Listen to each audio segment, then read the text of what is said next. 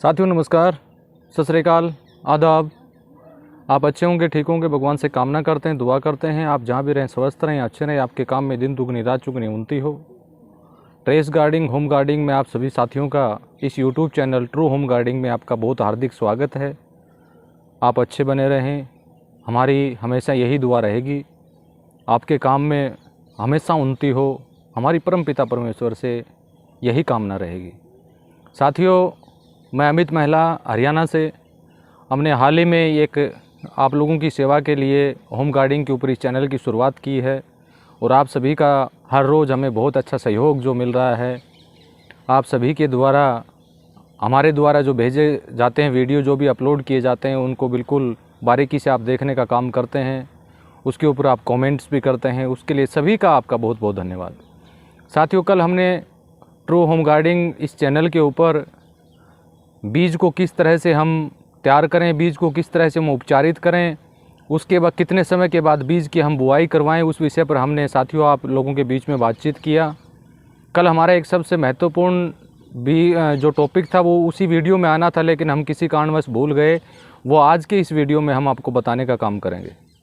साथियों, जब भी आपने बीज को उपचारित कर लिया है वेस्ट डिकम्पोजर के माध्यम से और उसकी बुआई आपको करवानी है या सोविंग आपको उसको करवाना है, तो उस समय आप एक सबसे बड़ी ध्यान देने वाली बातें ये हैं कि जो आपने मिट्टी तैयार किया है, जो गमले आपने बनाए हैं या कोई ऐसी जगह आपने तैयार की है जहाँ पर आपको बीज लगाने हैं, उसमें बीज लगाते समय एक सबसे बड़ी ध्यान आप ये रखें कि मिट्टी जो है या उसकी बीज की जो गहराई जो हम बोते हैं, उस बीज की गहराई ज़्यादा नहीं होनी चाहिए।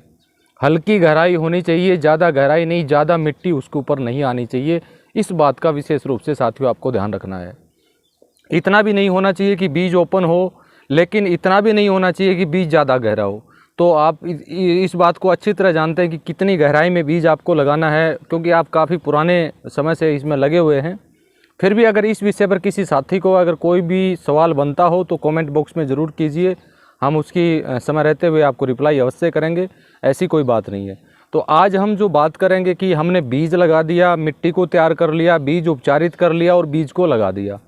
अब सबसे ज़्यादा जो ध्यान देने वाली बातें हैं, हम ध्यान किस बात का रखें ताकि जब तक बीज हमारा अंकुरित ना हो, उस विषय पर विशेष रूप से हम आज के इस वीडियो में बातचीत करेंगे। साथियों, हो सके तो सुबह के समय और हो सके सबसे अच्छा अगर समय माना जाता है तो शाम के समय में उसमें सिंचाई करने की आपको आवश्यकता पड़ेगी। और सिंचाई भी जो है वो हल्की सिंचाई आपको करनी है जब तक बीज अंकुरित ना हो जाए। ये नहीं है कि उसको पूरा लबालब पानी से भर देना है, ऐसा आपको बिल्कुल कतई नहीं करना है। क्योंकि जब बीज आप लगाते हैं तो ऑलरेडी उसमें नमी आप उचित बना देते हैं। केवल हमें ध्यान इस बात का रखना है कि जो बीज हमने लगाया है उसकी ऊपर की जो परत है, यानी 2 से 2.5 इंच की जो परत ऊपर की है, वो सूखने ना पाए। सूखने वो क्यों ना पाए, उस विषय पर मैं आपको बता देता हूँ कि जब बीज का अंकुरण उसमें होगा तो ऊपर की जो हमारी परत है, ऊपर की जो सतह जो हमारी है, जहाँ पर हमने बीज लगाया है, वो कठोर नहीं होना चाहिए। वो कठोर कब होगी? कठोर जब होगी जब उसमें नमी ना होगी। अगर उसमें हर रोज़ शाम के समय, हो सके तो शाम के समय में, मैं आपको फिर बता देता हूँ, हो सके तो शाम के समय में आप उसमें पानी लगाने का काम करें ताकि पूरी रात उसके ऊपर के निकले और सूखा ना है और बीज आपका जल्दी बाहर निकले। हो सके तो इस बात का विशेष रूप से आपको ध्यान रखना है। अगर समय का अभाव आपके पास है तो सुबह के टाइम भी आप लगा सकते हैं, कोई भी समस्या नहीं है। लेकिन आपको ध्यान इस बात का रखना है कि 2 दिन में या 1 दिन में, हो सके तो 1 दिन में ही आप हल्की हल्की नमी उसमें बनाते जाइए, हल्का हल्का पानी उसमें आप लगाते जाइए। और ये नहीं है कि उस पानी के साथ में आपको वेस्ट डिकम्पोजर डालना है, ऐसा आपको कुछ नहीं करना। केवल टू केवल पानी उसमें आपको देते जाना है, हल्की नमी उसमें बनाते जाना है। इस बात का विशेष रूप से आपको साथियों ध्यान रखना है। और जब बीज का अंकुरण हो जाए, यानी जब बीज का अंकुरण हो जाए, उस समय एक विशेष रूप से इस मौसम के लिए सबसे ज़्यादा ध्यान देने वाली बात क्या है कि जब भी आप उसमें पानी लगाते हैं तो उस बीज की शुरुआत में अंकुरण के समय जब 2 पत्तियां जो निकलती हैं, वो पत्तियां जिस समय आप पानी लगाएं या जिस समय आप उसमें पानी लगाते हैं, उस समय उन पत्तियों को मिट्टी नहीं लगनी चाहिए। जहाँ पर धूप ज़्यादा आती है उस समय एक बात का विशेष रूप से आपको ध्यान रखना है, जब बीज का अंकुरण हो, उसकी 2 पत्तियां जब निकलती हैं, जब आप पानी उसमें लगाएं तो उसमें मिट्टी ना लगने पाए, इस बात का विशेष रूप से साथियों आपको ध्यान रखना है। वो ध्यान क्यों रखना है? क्योंकि अगर इस गर्मी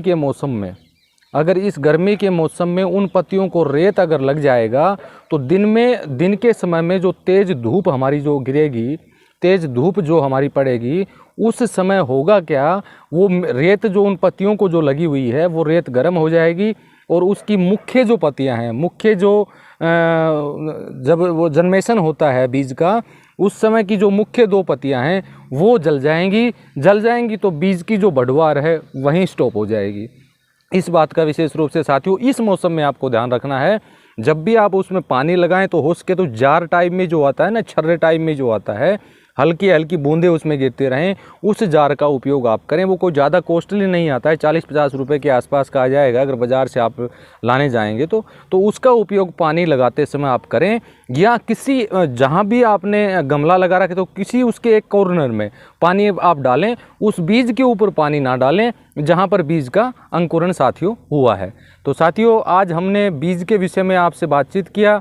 हमारा मुख्य रूप से जो टॉपिक काफ़ी दिन से चल रहा था, बीज उपचारित कैसे करें, मिट्टी कैसे उपचारित करें, बीज कैसे लगाएं और बीज लगाने के बाद हम किन किन विषयों का ध्यान रखें, उस विषय पर हमने आज विस्तार से साथियों बातचीत की आप लोगों के बीच में। फिर भी मैं तो फिर आपको बार बार हर वीडियो के माध्यम से कहता हूँ मेरे प्रिय साथियों, अगर होम गार्डनिंग में किसी भी तरह की आपको कोई समस्या आ रही है, किसी भी तरह की आपको कोई दिक्कत आ रही है, तो आप जो व्हाट्सएप नंबर मैं इस वीडियो में देता हूं उस पर आप कांटेक्ट करके अपनी समस्या का समाधान साथियों आप पता कर सकते हैं। आगे आने वाले समय में हम कल जो हम बात करेंगे वो कंपोस्टिंग खाद के ऊपर बात करेंगे, जो होम गार्डनिंग के लिए या टेरेस गार्डनिंग के लिए सबसे महत्वपूर्ण विषय है।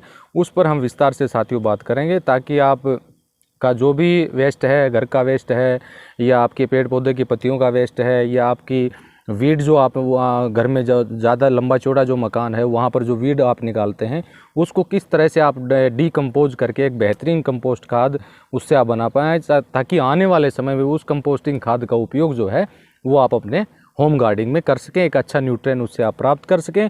उस विषय पर साथियों हम विस्तार से बातचीत करेंगे और आगे आने वाले समय में हम न्यूट्रिएंट की शुरुआत भी आप लोगों के बीच में जल्दी करने जा रहे हैं कि माइक्रो न्यूट्रिएंट के तौर पर आपको क्या क्या चीज़ें बनानी है, ताकि आपको ज़्यादा यहाँ डिफ़िकल्ट नहीं है, डिफ़िकल्ट कुछ नहीं है साथियों, कुछ समय आपको समझना होगा बस। और हम ज़्यादा कोई घोल इसमें बनाने का काम नहीं करेंगे, मुख्य घोल जो आपके लिए कंपलसरी हैं जिससे आप बेनिफिट उठा पा सकें वही घोल आपके हम बनवाएंगे और वो ईज़िली आप घर में तैयार कर सकते हैं। और उससे आपको जो होम गार्डनिंग जो भी आप जिस तरीके से भी फार्मिंग करेंगे उसमें आपको किसी तरह की भी साथियों समस्या नहीं आएगी। उसके बीच बीच में हम रोगों से संबंधित भी, कीटनाशक से संबंधित भी बातचीत करते रहेंगे और उसके बीच बीच में आप लोगों के जो भी सवाल होंगे उनकी समस्याओं के समाधान के लिए भी वीडियो आप लोगों के बीच में हम बनाते रहेंगे।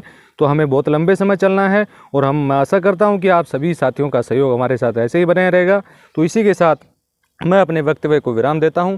जय हिंद, नमस्कार, राम राम, जय भारत।